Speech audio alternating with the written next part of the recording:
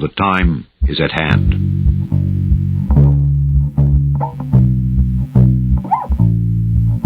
The elusive dog-like creature attacks livestock, bleeding them dry of blood. 8 to 10 feet tall, shadowy aliens. But I am telling you right now, we need a great reset. And this is extremely dangerous to our democracy. Babylon the Great is fallen, is fallen.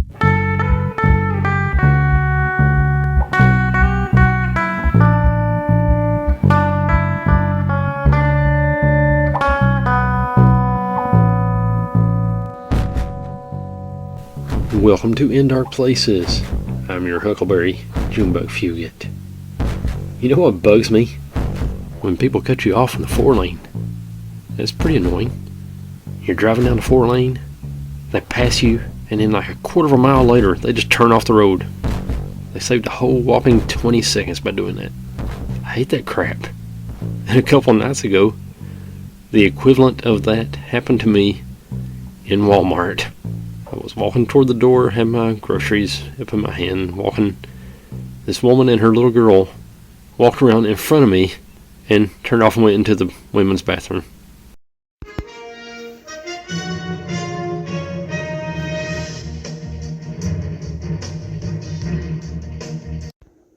Breaking news! This is Mr. Haunted, your In Dark Places news correspondent. Kansas City mom charged after she accidentally placed baby in the oven.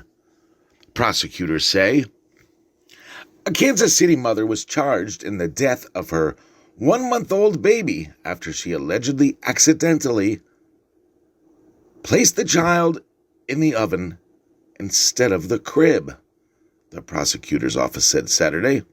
Mariah Thomas, 26, was charged with Class A felony of endangering the welfare of a child in the first degree in the death of her baby, prosecutor Jean Peters Baker said in this news release from the Jackson County Prosecutor's Office in Missouri. Around 1:30 p.m. Friday, Kansas City police responded to a report of a non-breathing infant at a residence, according to charges filed by the prosecutor's office in court. They arrived at the scene to find a 1-month-old child with apparent burns and thermal injuries lying in a car seat near the front door.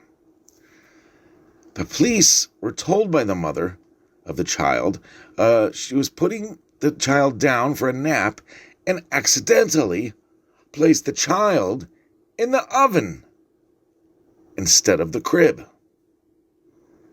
The Kansas City Fire Department and EMS responders, who were also present on the scene, rendered aid and declared the infant dead on the scene. Thomas's parents, with whom she lived, told detectives that they were at work when the incident occurred. As per the charging documents, the suspect's father told the police that his daughter called him around lunchtime asking him to rush back home because something was wrong with the baby. He said when he arrived back home, he could smell smoke inside the house and found his granddaughter deceased. When Thomas's father asked her what happened, she said, "I thought I put," infant's name redacted, "in her crib, and I accidentally put her in the oven."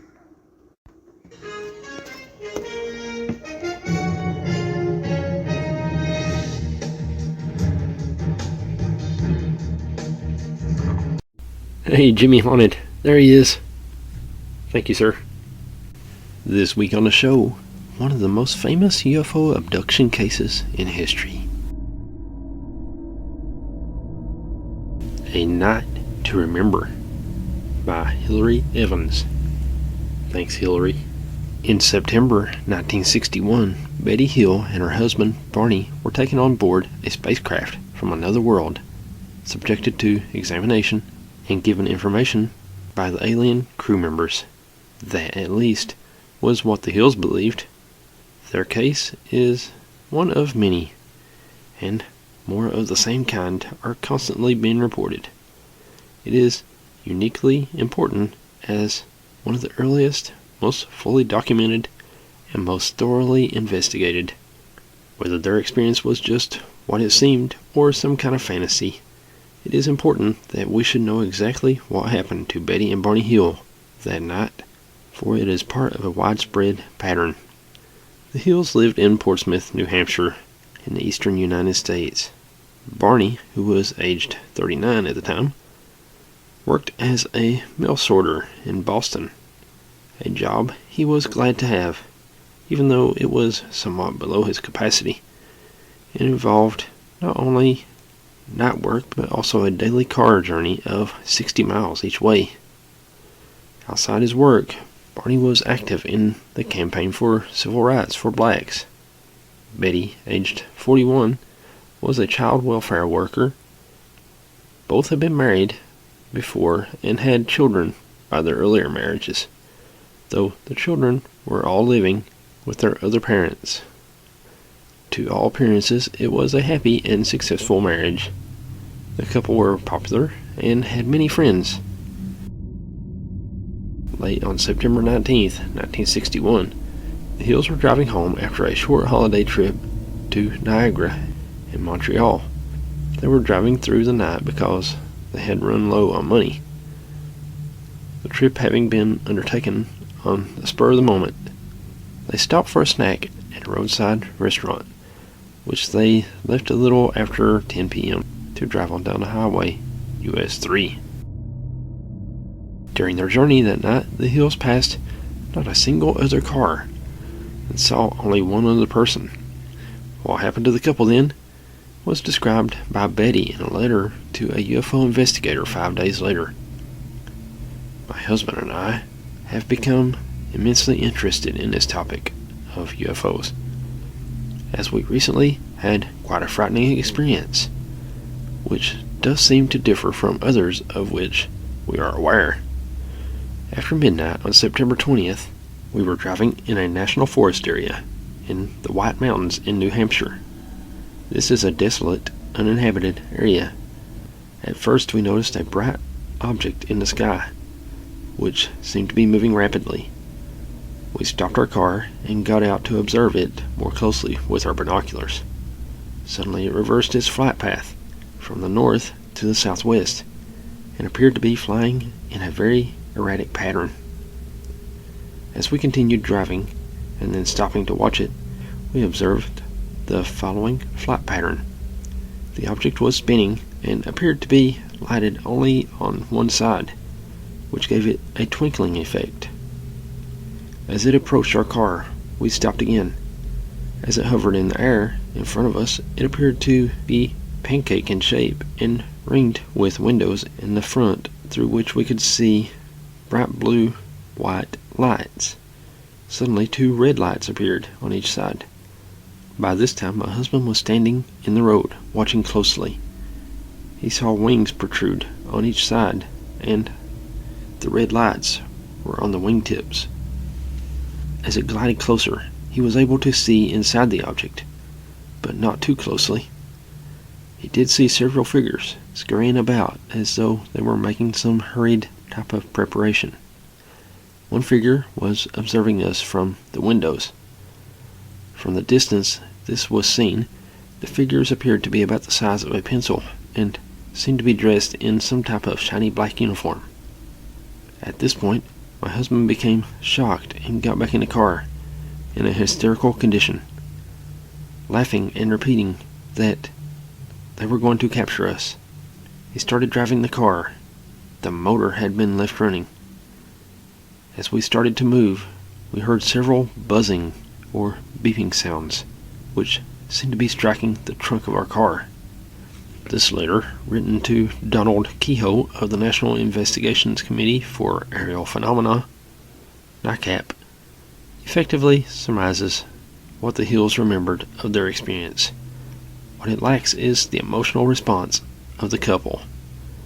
John G. Fuller, in his definitive account, The Interrupted Journey, describes the event in such terms as, Barney was fully gripped with fear, and with all his energy he ripped the binoculars from his eyes and ran screaming back across the field. While these may be honest descriptions of what occurred, we must not forget that They are a journalist's words, describing what was reported to him by others, and relating to events that had taken place some years previously. It wasn't until November 25th, my birthday, 2 months later, in the course of questioning by UFO investigators, that a missing time puzzle emerged. Here are Barney's own words. They were mentally reconstructing the whole trip. One of them said, "What took you so long to get home?" They said, "You went this distance and it took you these hours. Where were you?" Well, when they said this, I thought I was really going to crack up. I became suddenly flabbergasted to think I realized for the first time that at the rate of speed I always travel, we should have arrived back home at least 2 hours earlier than what we did. For they had taken 7 hours to travel 190 miles on empty roads, often at 65 to 70 miles per hour. 10 days after their return, Betty started to experience a series of disturbing dreams. At this date, she had already written a letter to Major Keyhole, quoted above, but had not yet been visited by any investigator. She had told friends and relatives about the experience, and was not just puzzled, but very disturbed by it. Not surprisingly, her dreams reflected her anxiety, but they did more. While taking the UFO sighting as a starting point, her dreams seem to continue the incident. They present a highly detailed account of happenings that, though bizarre, follow on logically from the sighting itself. The dream experience begins at a point immediately following the UFO sighting. Betty sees a very sharp left-hand turn in the road, which then turns back to the right. A group of 8 or 11 men are standing in the middle of the road. Barney slows down, and the motor dies. As he tries to start the motor, the men surround the car. The couple sit motionless and speechless.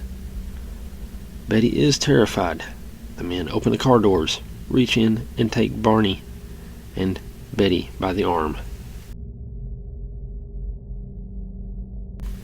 Next, Betty seems to be walking along a path in the woods, with men ahead of, beside, and behind her. Barney is similarly accompanied. She speaks to him, but he does not seem to hear her. It is as though he is sleepwalking. The man on Betty's left, hearing her say Barney's name, asks if that is his name. She does not answer. He tries to assure her there is nothing to be frightened of. No harm will come to them. Soon they reach a small clearing where a disc-shaped craft is parked. It is almost as wide as my house is long. There are no lights or windows to be seen. They climb a ramp toward a door. Reluctantly, Betty goes in. They emerge into a quarter, carving with the shape of the disc.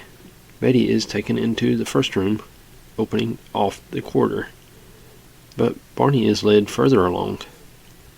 When Betty objects, the leader explains that only one person at a time can be tested in each room, and it will be quicker to examine them separately. The men leave Betty in the room when a pleasant, reassuring man who speaks English enters. He is the examiner.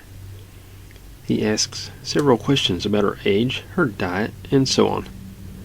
Then he makes her sit on a stool while he carries out a superficial inspection, taking samples of her hair and earwax, fingernail clippings, and scrapings from her skin. Next, he asks Betty to lie down on a table. He examines her with a machine with needles on the end of wires, which he explains are to check her nervous system. During this test, her dress is removed. With a needle 4 to 6 inches long, the examiner carries out what he calls a pregnancy test, which consists of jabbing the needle into her navel. This is extremely painful, but the leader, who has returned to the room to watch the examination, clears the pain by waving his hand before Betty's eyes. She senses his concern, and from this point, she loses all fear of him.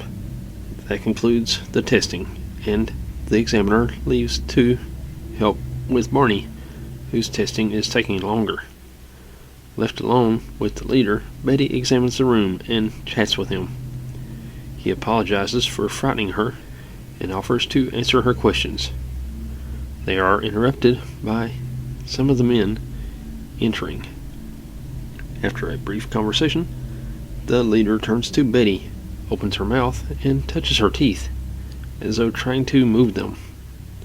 He is puzzled by the fact that Barney's teeth are movable, while Betty's are not. So Betty explains about Barney's dentures. This leads to a discussion of old age, which the man seems to not comprehend, for he asks Betty about time and how it is measured. Betty asks for some proof of the incident. The leader agrees when he looks around the room and sees a book. He says she may take it. Discussion of the book leads to questions about the universe. The leader pulls out a kind of map from a case, on which are marked a number of stars. Betty tells him that she knows little about such matters, but there are others on Earth who do, and a meeting should be arranged with them. As she speaks, Betty is wondering whether she herself might be able to bring about such a meeting. At this point, some men return with Barney, who is still in a daze.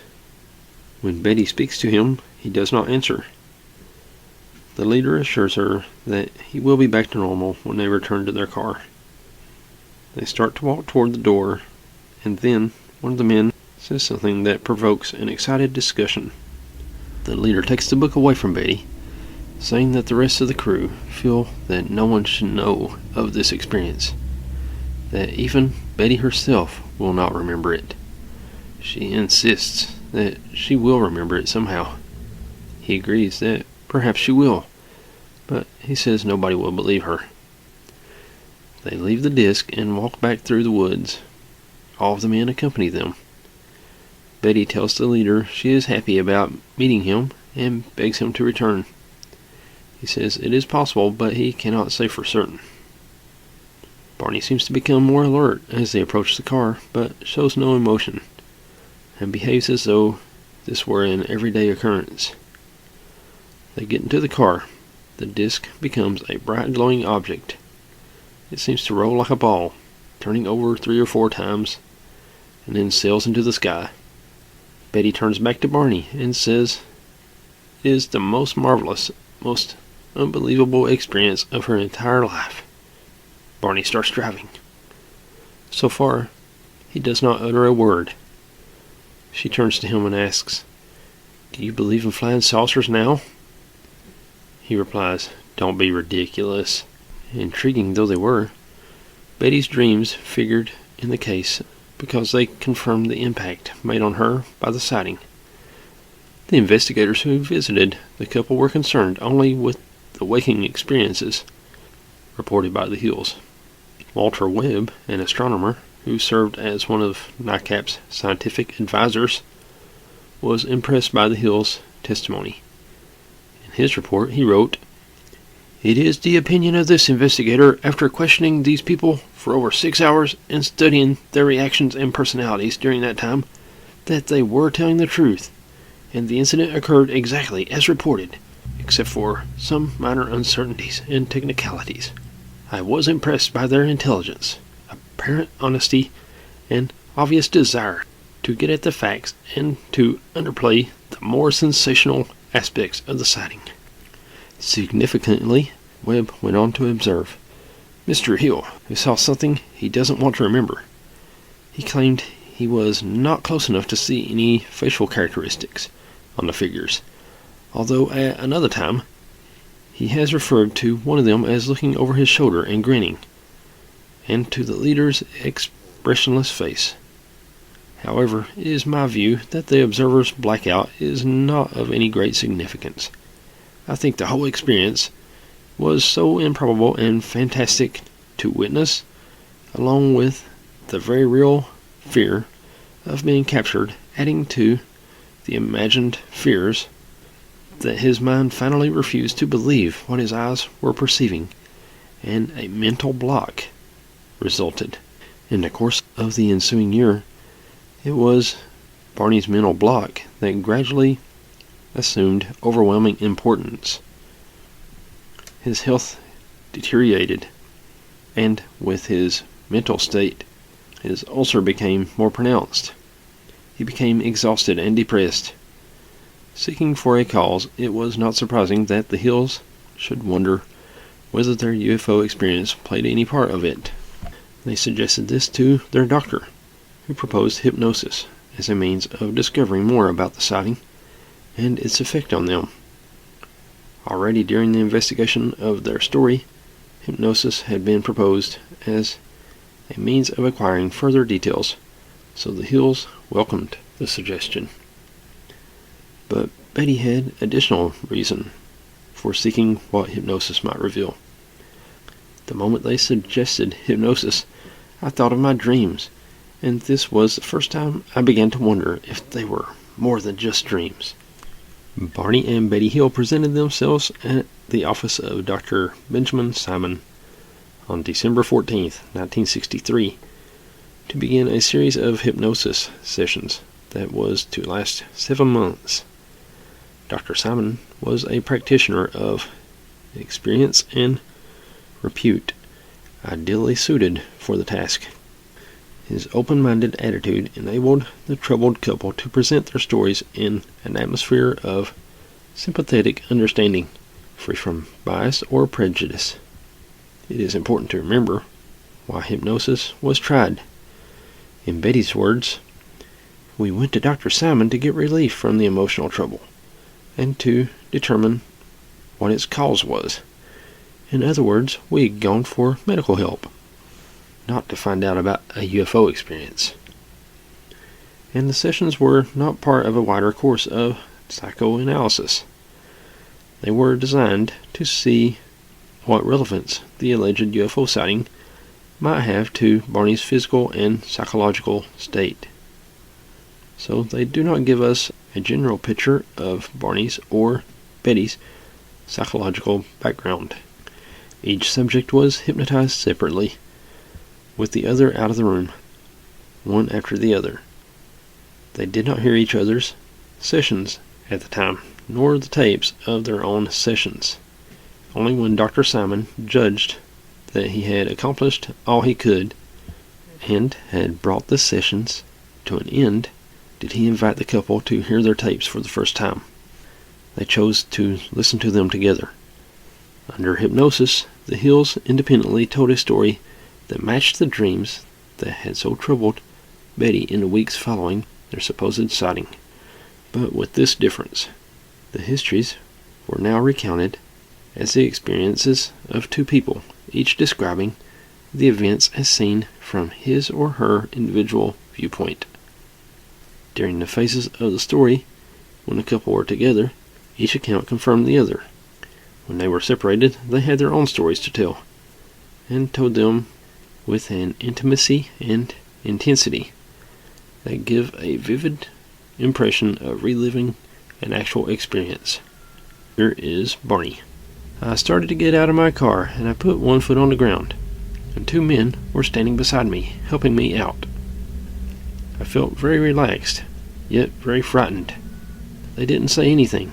I knew I was walking or moving down the road from the position of where my car was parked, and I could see the ramp that I went up.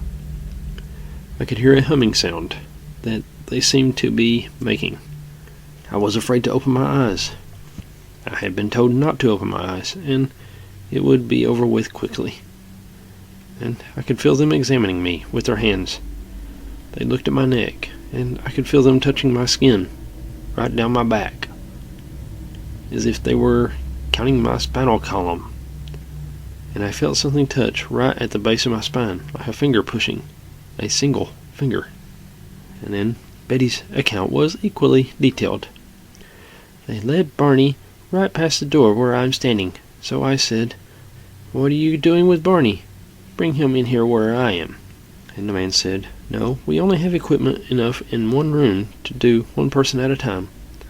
And if we took both of you in the same room, it would take too long. So Barney will be all right.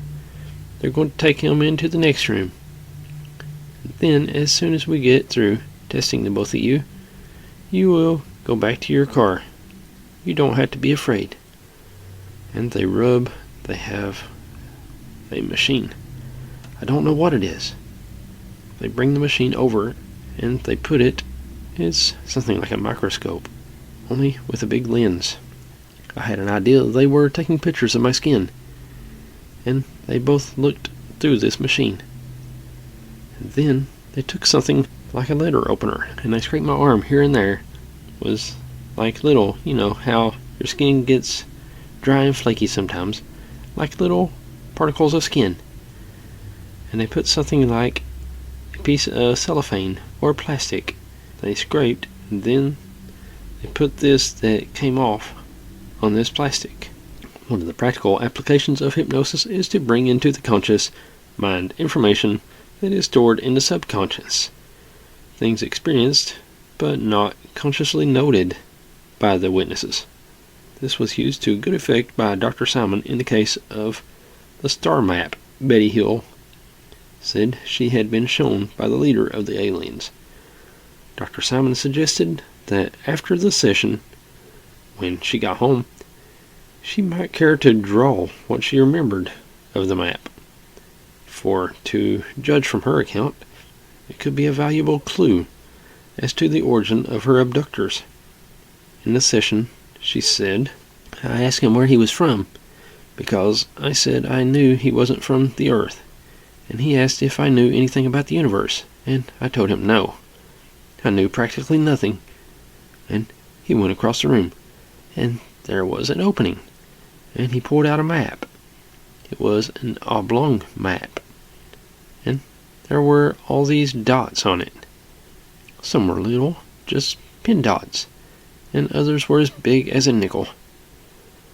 There were curved lines going from one dot to another, and there was one big circle, and it had a lot of lines coming out of it. A lot of lines going into another circle, quite close but not as big.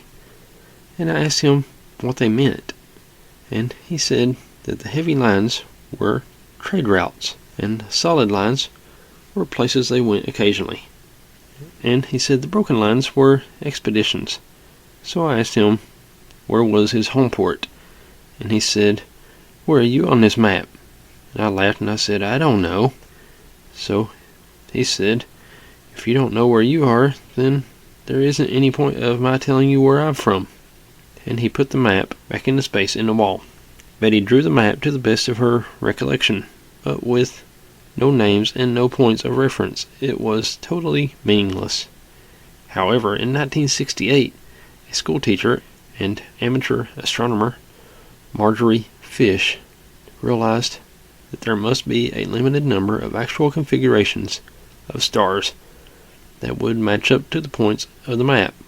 She started by making a three-dimensional model of Betty's map out of her beads and string them, and then set about seeking a match for it among the not too distant stars. After 5 years, she felt satisfied that she had found such a match. The Fish map started a controversy almost as lively as that engendered by the Hill's original sighting. An astronomer, Terence Dickinson, was favorably impressed and presented the case for the Fish model in an authoritative article. Basically, the Fish interpretation is a view from light years beyond the stars Zeta Reticuli 1 and 2, looking back toward the Sun, and the star 82 Eridani, which is about midway between us and Reticuli pair. The 15 stars on the map are all basically like the sun and could theoretically have planets like Earth. These are the types of stars that some astronomers are currently examining in search of signals from alien intelligences. It is therefore a reasonable assumption that this type of star may not be the only type on the map. No other interpretation of the Hill map includes all the solar type stars within a specific area of space containing the sun, and makes sense in terms of logical travel between the stars. The star map is the most tangible aspect of the Hill case, and lends itself to testing. Barney Hill died in February 1969, 5 years after the sessions with Dr. Simon.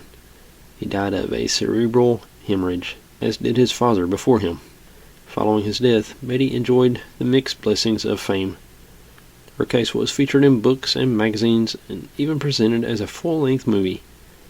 She made countless public appearances at lectures and conferences, and as a guest on radio and television shows. Sometime after the hypnotic sessions, she gave up her work and devoted herself full-time to UFO research. In fact, she was quite a celebrity, recognized on the most unlikely occasions. Strange events continued to happen to her after the abduction. Not long after her UFO encounter, Betty Hill came home to find leaves piled inexplicably on her kitchen table. Among them were the earrings she had been wearing on the night of the sighting. Stranger and stranger incidents occurred over the years. There were uncountable noises around the house, and remarkable things happened to appliances. Wires pulled out of a central heating pump. A burglar alarm tripped off inexplicably. Faults developed in electrical equipment such as the refrigerator, toaster, iron, radio set, and television set, which just as strangely managed to right themselves. Betty finally claimed that her telephone had been tapped both by the Air Force and by some organization calling itself the Federal Agency. Her mail disappeared. She saw and heard prowlers, and she was visited by all kinds of strangers. While for some of this there is external confirmation, neighbors did indeed see prowlers around Betty's home. Most of it depended on her own personal affirmation. However, in connection with another of her claims, she welcomed other witnesses. This was her UFO hunting, which she did several nights a week, whether with visitors or alone. She told the ufologist, Alan Hendry, that she often saw as many as 50 to 100 UFOs in a night, in a special area in New Hampshire. In an interview, she told of a particular incident. One particular UFO comes in almost every night.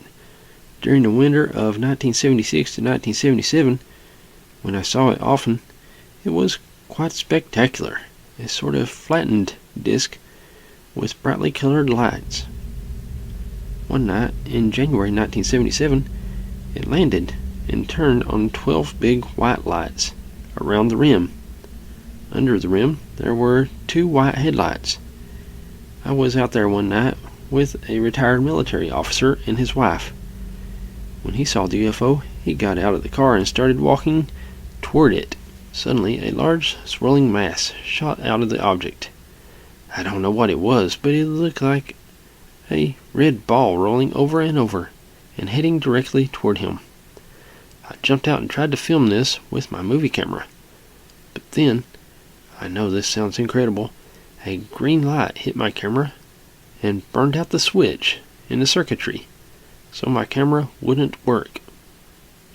When the officer saw this red ball coming at him, he turned and ran back to the car. The red ball stopped, rolled back to the craft, and disappeared. The Betty and Barney Hill story is one of the most popular UFO stories of all time. One of my favorites, along with all the other ones.